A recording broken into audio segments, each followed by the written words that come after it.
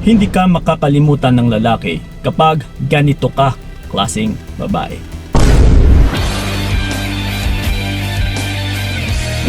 Yes. Gusto mo ba na maging isang babae na hindi makakalimutan ng lalaki? Pues, panoorin niyo po yung video na ito. Kasi may mga kababaihan din na kahit nakailang jowa na yung mga partner nila or yung mga ex nila na lalaki ay still sila pa rin yung naaalala ng lalaki. Naiisip pa rin sila at saka hindi talaga sila nakakalimutan. So ano nga ba yung sikreto ng mga ganitong klaseng babae? So yun po ang isisiwalat natin sa video na ito. Even sa akin, no, may mga noon, pero ngayon sinadya ko na talaga nakalimutan. No, pero noon meron talagang babae na hindi ko makakalimutan eh. Na palagi ko siyang naiisip na kahit hiwalay na kami, na kahit may bago pa ako ay still siya pa rin yung naiisip ko or naaalala ko. Yung tipong hindi ko talaga makalimutan. So ngayon, ang tanong, ano nga ba yung meron sa mga ganitong klaseng babae? Which is, no, sa mga ganitong klaseng babae kasi utol ay marunong sila magbalanse. No? Which is 70-30. Okay, ano ba yung 70-30 na ito? 70% sa sarili nila and 30% lang sa relationship. It means hindi nila binubuhos lahat-lahat 100% sa relationship. Hindi nila binubuhos lahat-lahat ng oras, ng panahon, ng pang-araw-araw nila na kinakasanayan sa lalaki or sa partner niya. Kundi 30% lang yung binibigay niya sa lalaki. And isa po yun sa ginawa sa akin ng babaeng yun noon. 30% lang. That's why hindi ko siya makakalimutan. Bakit? Ano nga ba yung natitirang 70% sa babae na yon? Sa 70% kasi utol, no? Kung titignan natin, mas malaki-laki yung porsyento ng para sa sarili versus or compare natin dito sa 30% na para lang sa relationship. Malaking bagay talaga ito. Kasi yung 70% na ito utol, ito ha, himay-himayin natin. Ano nga ba yung meron sa loob ng 70% na para sa sarili natin? Una nga sa lahat, kailangan ay mas inuuna talaga natin yung ating sarili. May pagmamahal tayo, may pagre-respeto, may pag-aaruga, may pag-aasikaso, may pag-aayos sa ating sarili. Lahat ng ito kapag makompleto mo, ay sigurado yun din ang gagawin ng partner mo sa'yo. So, nagagawa mo ba ang bagay na yun? No? Once kasi na 70% ay pinapahalagahan mo ang iyong sarili na mas inuuna mo compare sa relationship na 30% lang naman yan eh. No, is dito papasok na mas uunahin mo pang asikasuhin yung trabaho mo. Pinapangalagaan mo ang iyong sarili. Nagpapaganda ka pa din, nagpapasexy ka pa din.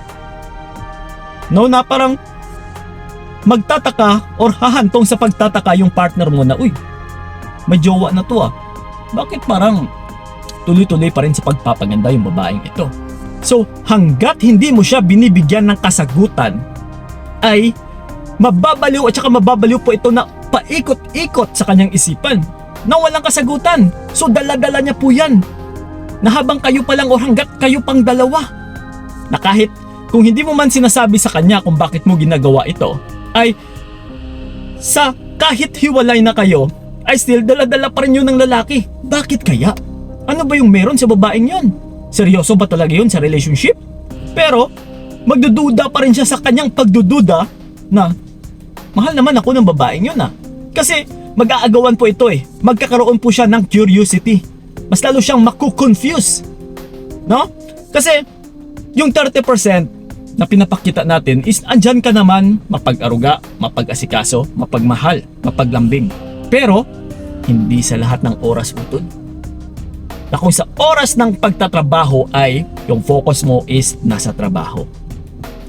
Na kung nasa oras na ikaw ay nag-aayos sa iyong sarili. Kasi may mga ngilan-ngilan dyan eh, na kahit naghihilamos, na kahit natutulog, na kahit naliligo, na kahit nag-e-exercise ay nakababad pa rin sa cellphone na naka-video call sa kanilang jowa. Oh. So kapag ganito utol, mae-echapwera ka lang ng jowa mo once na kayo ay nagkahiwalay na. Pero, no, i-compare natin, try mong i-imagine, no, na habang nag-e-exercise ka, is wala kang inaasikaso, wala kang inaatupag na cellphone. Tinatabi mo yung cellphone mo. So syempre, mas lalong maaatat sa'yo yung jowa mo. Yes. Kasi kapag sa oras ng para sa sarili mo ay inuuna mo talaga, walang makakadistorbo na kahit jowa mo pa. No, tinatrain natin siya dito na talagang masasanayan niya din na okay, kapag ganitong oras na siya ay nag-gym, na siya ay nagpapaganda, na siya ay nagpapasexy, na siya ay nagtatrabaho, ay hindi mo yan madedistorbo.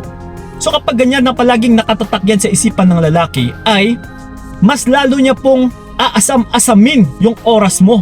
That's why kapag mabigyan mo siya ng kaunting panahon mo, ay aasam-asamin talaga ito ng partner mo. Uy, teka lang, no? Bihira lang to magbigay sa akin ng oras eh. Kasi maya-maya kapag nasa trabaho na ito ay hindi ko na to madedistorbo.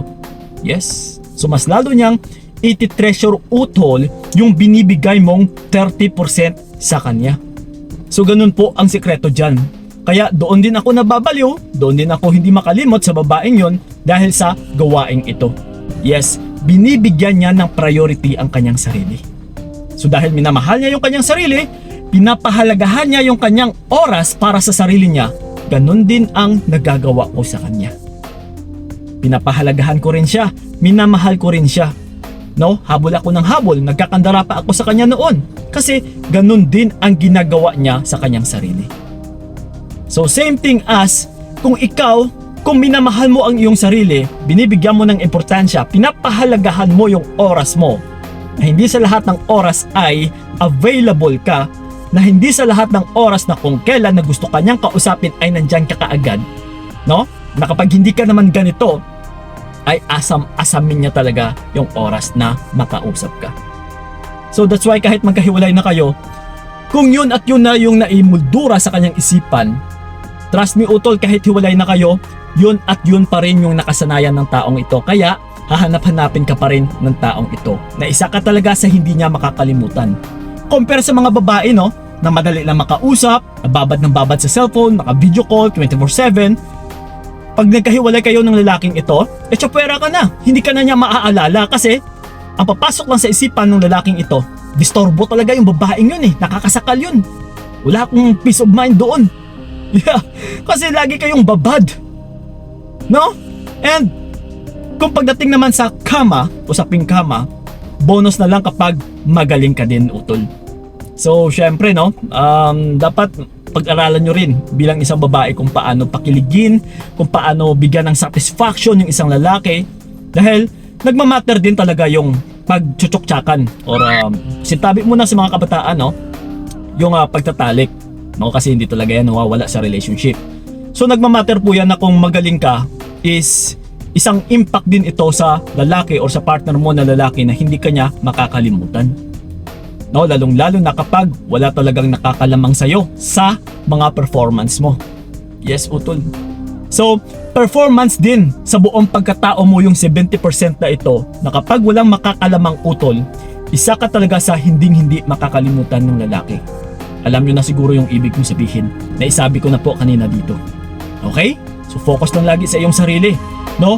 Kung may ginagawa ka man dyan, gawin mo. Kung ano yung mga gawain na mas ikabubuti para sa future mo, unahin mo utol. Copy? So yun lang po. Maraming salamat. So ingat kayo. God bless and babush!